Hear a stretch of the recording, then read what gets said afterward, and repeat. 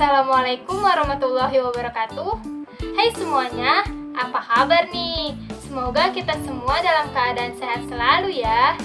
Sebelumnya saya akan memperkenalkan diri saya. Perkenalkan, nama saya Aulia Nurrahmah. Saya dari jurusan Manajemen Keuangan Universitas Pelita Bangsa. Di sini saya memenuhi ujian akhir semester atau UAS pada mata kuliah Ekonomi Internasional. Di sini saya membahas tentang model ekonomi terbuka. Yuk, kita simak videonya. Let's go! Model ekonomi terbuka. Di sini saya akan menjelaskan pengertian perekonomian terbuka. Perekonomian terbuka adalah suatu perekonomian yang berinteraksi secara bebas dengan perekonomian dari negara-negara lain.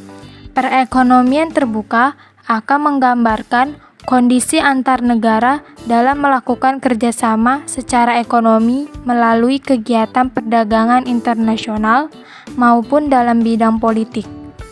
Negara yang menerapkan sistem perekonomian terbuka akan terlihat dengan adanya interaksi secara pihak negara lain yang ditandai dengan mekanisme dan aktivitas ekspor dan impor. Selanjutnya, ada penyebab sistem perekonomian terbuka.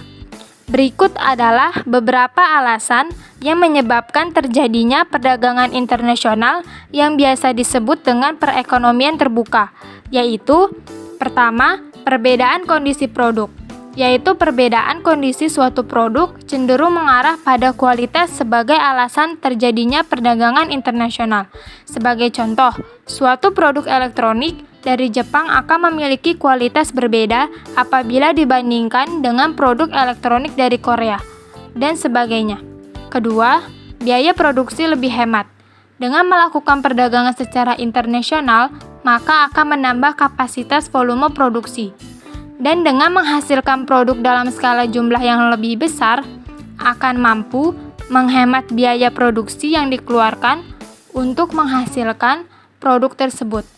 Di samping itu, adanya kemungkinan suatu produk akan lebih efisien jika diproduksi di negara-negara tertentu karena memiliki sumber daya produksi yang lebih baik. Ketiga, perbedaan tingkat selera. Perbedaan selera penduduk suatu negara juga mempunyai pengaruh yang cukup besar terhadap timbulnya perdagangan internasional dalam sistem ekonomi terbuka, karena hampir dapat dipastikan bahwa penduduk di setiap negara akan memiliki tingkat selera yang berbeda dengan penduduk di negara lainnya. Keempat, adanya perbandingan keunggulan atau comparative advantage. Suatu negara cenderung melakukan spesialisasi dalam menciptakan produk dan mengekspornya ke luar negeri apabila pembuatan produk tersebut memakan biaya yang relatif lebih murah dari negara lainnya.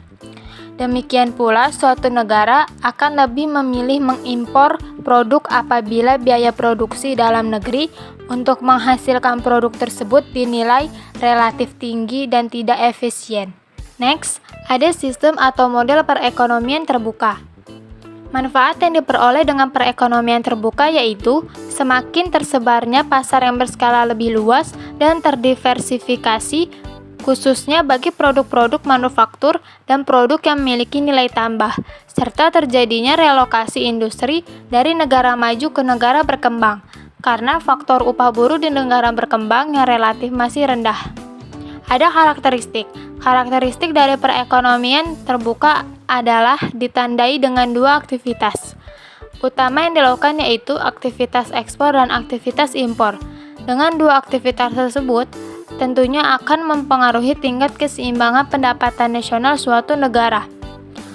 Tingkat keterbukaan perekonomian sebuah negara dapat diukur dengan parameter rasio ekspor-impor terhadap Gross National Product atau GNP atau Gross Domestic Product atau GDP. Selanjutnya, saya akan membahas kegiatan ekonomi 4 sektor. Perekonomian terbuka yang disebut juga dengan kegiatan ekonomi 4 sektor, yaitu sektor rumah tangga, sektor perusahaan, sektor pemerintah, dan sektor luar negeri. Terdapat hubungan yang saling terkait, yaitu pertama di sini ada sektor rumah tangga. Ada 3 hubungan. Pertama, hubungan dengan perusahaan. Hubungan dengan perusahaan dimulai dari rumah tangga menawarkan tenaga kerja atau sumber daya manusia (SDM) yang dimilikinya dengan perusahaan yang dipertemukan pada pasar tenaga kerja. Maka rumah tangga akan mendapatkan penghasilan yang terdiri dari sewa, bunga, upah, dan profit yang dipertemukan dalam pasar uang atau lembaga keuangan. Kedua, hubungan dengan pemerintah. Dalam hubungan ini, rumah tangga menyetorkan sejumlah uang berupa pajak kepada pemerintah dan rumah tangga akan menerima imbalan secara tidak langsung yang berupa gaji, bunga, penghasilan, non-balas jasa dari pemerintah sebagai bentuk hasil dari pajak. Ketiga, ada hubungan dengan negara lain. Untuk dapat berhubungan dengan negara lain, rumah tangga harus melakukan aktivitas transaksi produk barang atau jasa di pasar luar negeri berupa aktivitas ekspor. Kedua, di sini ada sektor perusahaan. Sektor perusahaan merupakan gabungan unit kegiatan yang menghasilkan produk barang atau jasa. Pertama, di sini ada hubungan dengan rumah tangga. Perusahaan menghasilkan produk-produk berupa barang dan jasa yang dikonsumsi oleh masyarakat. Kedua, ada hubungan dengan pemerintah. Perusahaan membayar pajak kepada pemerintah dan perusahaan menjual produk dan jasa kepada pemerintah melalui pasar barang. Ketiga, ada hubungan dengan dunia internasional. Perusahaan melakukan impor atas produk barang maupun jasa dari luar negeri melalui pasar barang dan pasar luar negeri. Dari hasil penjualan tersebut, perusahaan mendapatkan laba atau keuntungan. Selanjutnya, yang ketiga, ada sektor pemerintah. Bertindak sebagai pembuat dan pengatur kebijakan masyarakat dan bisnis.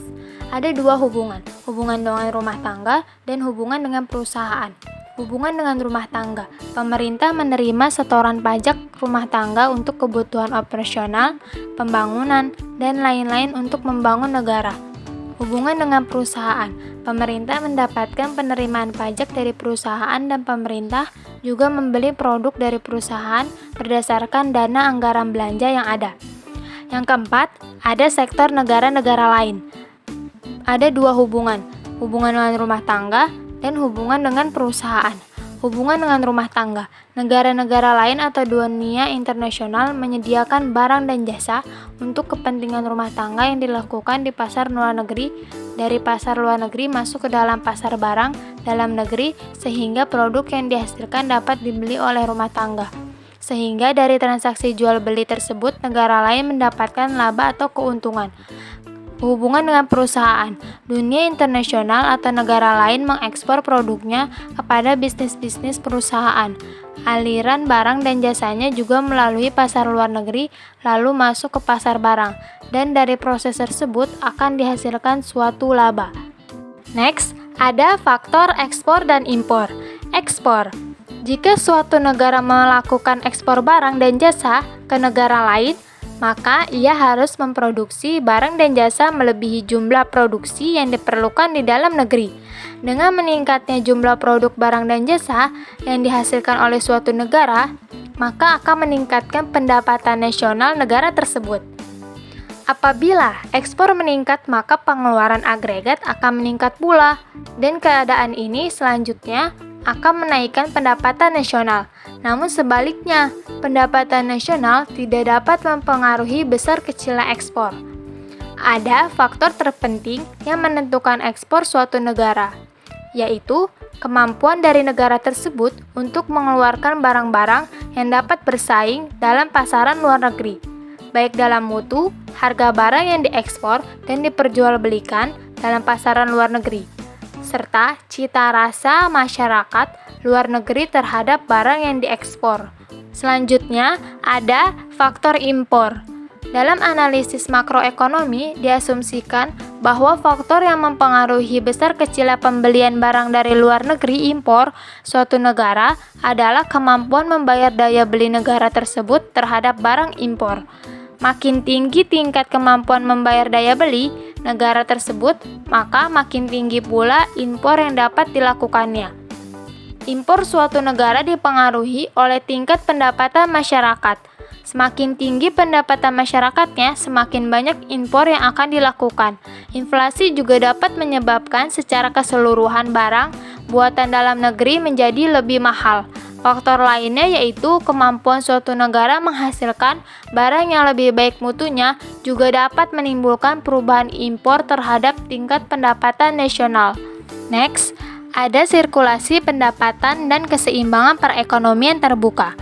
Pada perekonomian terbuka, pengeluaran agregat meliputi 5 jenis pengeluaran, yaitu pertama, pengeluaran konsumsi rumah tangga ke atas, barang-barang yang dihasilkan di dalam negeri, CDN. Kedua, investasi perusahaan I. Untuk menambah kapasitas sektor, perusahaan menghasilkan barang dan jasa. Ketiga, pengeluaran pemerintah ke atas barang dan jasa yang diperoleh di dalam negeri, G. Selanjutnya, yang keempat, ekspor, yaitu pembelian oleh negara lain terhadap barang buatan perusahaan-perusahaan di dalam negeri, X. Dan yang terakhir, kelima, impor, yaitu barang yang dibeli dari luar negeri, M. Baik, di sini ada pengeluaran agregat AE. Ini dapat diformulasikan sebagai berikut. AE sama dengan CDN tambah I tambah G tambah X tambah M. Selanjutnya, dalam perekonomian 3 sektor, keseimbangan pendapatan nasional terbentuk ketika Y sama dengan C tambah I tambah G. Dalam perekonomian terbuka, penawaran agregat AS terdiri dari pendapatan nasional Y dan impor M yang dirumuskan dengan AS sama dengan Y tambah M. Next, sirkulasi aliran pendapatan dalam perekonomian terbuka telah menunjukkan bahwa pengeluaran agregat AE meliputi 5 komponen berikut, yaitu pengeluaran rumah tangga atas barang produksi dalam negeri CDN, investasi swasta I, pengeluaran pemerintah G, ekspor X, dan pengeluaran atas impor M yang dapat dirumuskan AE sama dengan CDN tambah I tambah G tambah X tambah M. Selanjutnya, pengeluaran rumah tangga terdiri dari pengeluaran ke atas barang dalam negeri C dan pengeluaran ke atas barang impor. Maka dalam perekonomian terbuka berlaku persamaan berikut. C sama dengan CDN tambah M atau AE sama dengan C tambah I tambah G tambah X. Selanjutnya, dalam setiap perekonomian keseimbangan, pendapatan nasional dicapai apabila penawaran agregat AE. Dengan demikian, dalam perekonomian terbuka, keseimbangan pendapatan nasional akan tercapai apabila Y tambah M sama dengan C tambah I tambah G tambah X atau Y sama dengan C tambah I tambah G tambah dalam kurung X kurang M tutup kurung. Dengan demikian, maka timbul formula keseimbangan baru, yaitu YD sama dengan C tambah S. Karena YD sama dengan Y kurang T, maka dalam ekonomi terbuka juga berlaku persamaan Y kurang T sama dengan C tambah S atau Y sama dengan C tambah S tambah T, di mana C merupakan pengeluaran rumah tangga untuk membeli barang atau jasa dalam negeri dan dari luar negeri, impor. Next, sisa yang diperoleh merupakan pendapatan disposable, YD, sehingga timbul formula setelah pajak, YD sama dengan Y kurang pajak perusahaan kurang pajak individu atau YD sama dengan Y kurang T. Pendapatan setelah dikurangi dengan pajak disebut pendapatan disposable, yaitu pendapatan yang bisa untuk dibelanjakan. Sehingga pendapatan disposable tersebut dapat digunakan untuk tujuan-tujuan A. Untuk membeli barang buatan dalam negeri dan barang impor yang dirumuskan dengan C sama dengan CDN tambah M, serta B untuk disimpan sebagai tabungan, S. Selanjutnya, di sini ada dampak positif ekspor dan impor. Pertama, meningkatkan hubungan kerjasama antar negara. Kedua, meningkatkan neraca perdagangan. Ketiga, meningkatkan kegiatan ekonomi. Keempat, memenuhi kebutuhan barang konsumsi. Kelima, dapat mengurangi pengangguran. Keenam, memperluas lapangan pekerjaan dan meningkatkan cadangan devisa negara. Next, dampak negatif ekspor dan impor. A. terjadi tingkat persaingan yang tinggi di dalam perdagangan baik berupa harga, mutu, dan kualitas barang. B. Menimbulkan kelangkaan barang di dalam negeri. C. Konsumerisme. D. Dapat menyebabkan eksploitasi besar-besaran terhadap sumber daya alam. Selanjutnya, dapat disimpulkan, perekonomian terbuka adalah sistem perekonomian yang berinteraksi dengan dunia luar melalui perdagangan internasional, pergerakan modal, transfer informasi dan pengetahuan teknis, dan migrasi tenaga kerja. Jadi, sebuah negara yang mengadopsi ekonomi terbuka, pengeluaran negara itu pada tahun tertentu tidak perlu sama dengan output barang dan jasa. Dalam ekonomi terbuka, orang dapat bertukar barang dan jasa melalui atau memperluas bisnis mereka, melintasi batas, dan menikmati biaya yang lebih rendah. Pelanggan memiliki akses ke berbagai produk yang masih mungkin. Ekonomi terbuka membuat berbagai negara saling bergantung, sehingga juga sangat rentan terhadap efek penularan akibat krisis ekonomi. Sebagai misal, krisis ekonomi yang terjadi di suatu negara akan dapat menyebar ke negara lain yang mengadopsi ekonomi terbuka. Jalur transmisi yang digunakan dapat melalui saluran perdagangan internasional ataupun saluran portofolio keuangan. Baik, itulah pembahasan tentang model ekonomi terbuka yang sudah saya jelaskan. Saya berharap pembahasan yang saya sampaikan bisa bermanfaat untuk kita semua.